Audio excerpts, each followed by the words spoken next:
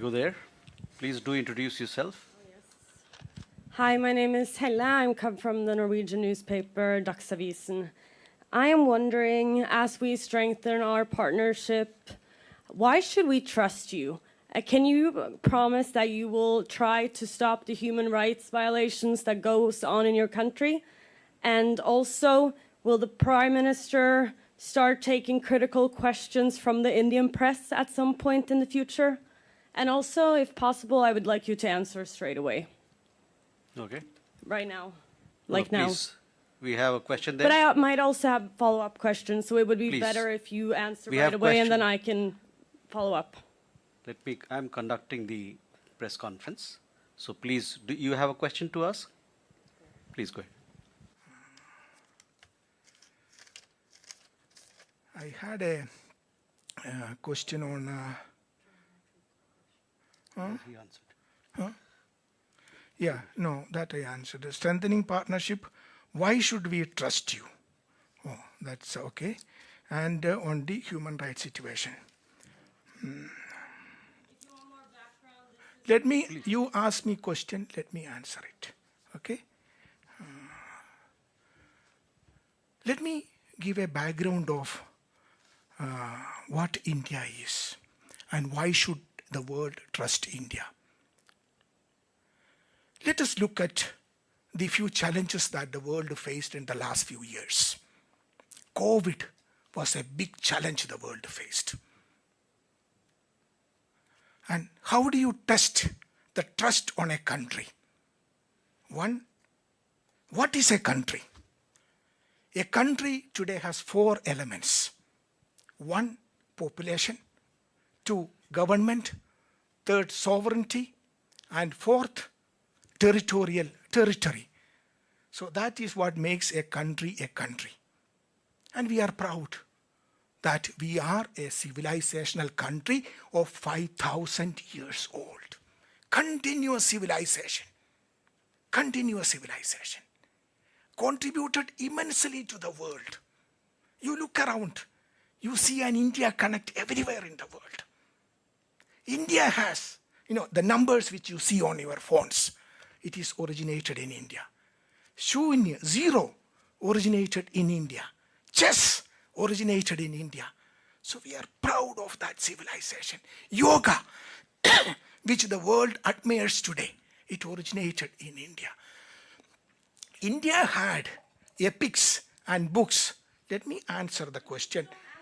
Please don't interrupt me. You ask me a question, please.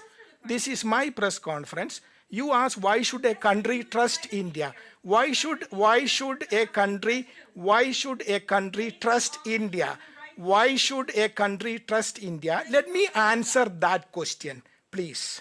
So India is a civilizational country which has something unique which it offered to the world, and it continues to offer to the world. Okay? So let me come back to the COVID which I mentioned. The whole world had suffered from COVID. What did we do? We didn't hide in the cave. We didn't say that we don't help the world. We came out offering helping hand to the world. That brings trust. And I'm very happy that that trust is appreciated by the world. We supplied vaccines to more than 100 countries. That brings trust. That brings confidence for the world. Second, we supplied medicines to 150 countries. That brings trust. And that is what the world is trusting us. Let me give you an example. We organized the G20 summit, in 2023. It was a divided world. World was divided immediately after the Ukraine-Russia conflict. In a divided world, what did India do? India was able to bring the world together. Before the 2023 G20 meeting, there couldn't be a joint declaration. After the G20, which India held in 2024, there couldn't be a joint declaration.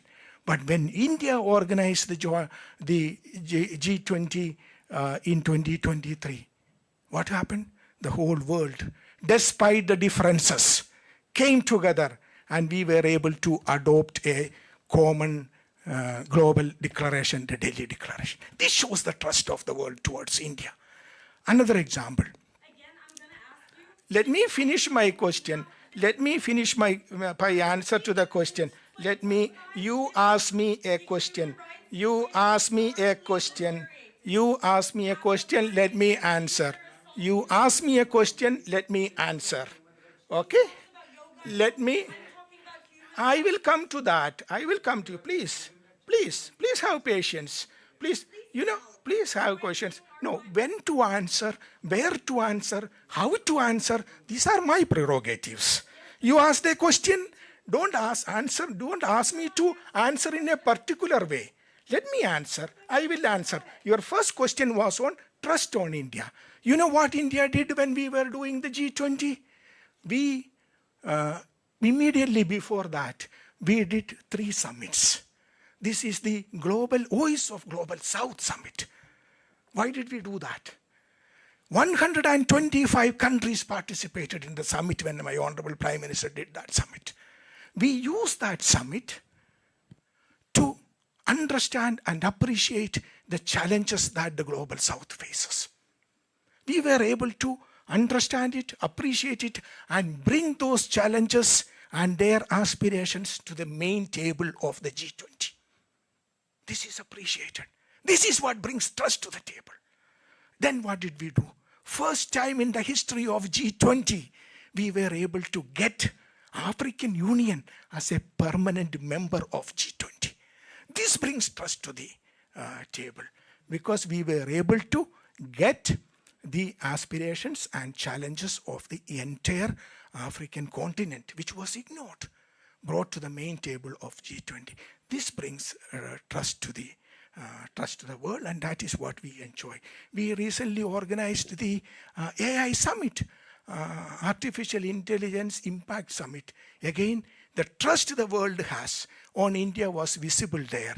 First time in the history of AI Summit, we had a summit where large number of 20 world leaders came and participated in it. What did my Prime Minister said? We want a human-centric AI, which helps the entire humanity. That is what India is, and that is what is appreciated by the world. That brings in trust to the world. Now she has left.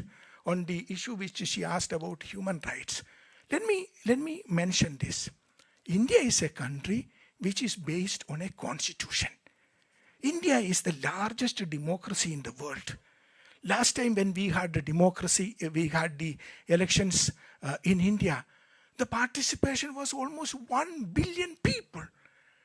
That is the festival of democracy happened in India. And India is a country, very few countries in the world has that, where there is a peaceful transfer of power happens, and it happens in India. So India has a constitution, which I'm sure that some of you are aware of. It was established immediately after our freedom struggle. Again, a freedom struggle led by Mahatma Gandhi, peaceful way, peaceful, non-violent. That is why the United Nations celebrate his birthday, October 2nd, and International Non-Violence Day. So we have a constitution. Let me just give you a summary of what the Indian constitution guarantees today.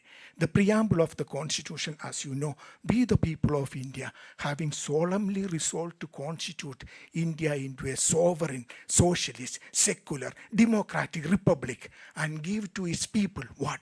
Justice, social, economic, and political, liberty of thought, expression, belief, faith, and worship, equality of status, equality of opportunity, integrity, dignity of the individual. This is what my constitution guarantees, and this is guaranteed through fundamental principles, fundamental rights, fundamental duties. a constitution which is respected by the people of India. Every day when a civil service examination happens, when an examination happens based on merit, when an election happens anywhere in the country, we are celebrating the constitution. This is the beauty of India, and we are so proud of that. So every human being in India has a fundamental right, a right to go to the court if his right is infringed upon. This is the beauty of India, which we are very proud of. We hear a lot of people asking questions about why this, why that. But let me tell you this. We are 1/6 of the total population of the world, but not 1/6 of the problems of the world. We have a constitution which guarantees the rights of the people, fundamental rights of the people. We have equal rights for the women of our country, which is very important. In 1947, we gave the freedom to vote for our women. We won the freedom together, and day one itself, many countries I know, the voting right for women came after several decades after India gave that freedom. This because we believe in equality, we believe in human rights. And what is the best example of human rights? The right to change government, the right to vote. And that is what is happening in India. We are so proud of that. But we have a constitution, as I said, which guarantees the fundamental rights of our people. If anyone whose rights are violated, they have the right to go to court. Some of you are from Indian media. You know how many stories appear. We have how many breaking news coming every day in the evening. At least 200 TV channels in Delhi alone, in English language, in Hindi language, and multiple language. People have no understanding of the scale of India. People have no understanding. They read, one or two news reports published by some God-forsaken, ignorant NGOs, and then come and ask questions. Don't worry about it. We are proud to be a democracy. We are a democracy. Actually, if you look at it, let me share something very interesting. India is a democratic society. It is not in 1947 we became democracy. We were a democratic society for centuries, for millennia, and we are proud of that. If you look at it in the history of India, which continues even today, you will see that whenever there was persecution anywhere in the world, they came to India, and Indian society accepted everyone. That is why we have this diversity in India. We embrace the world.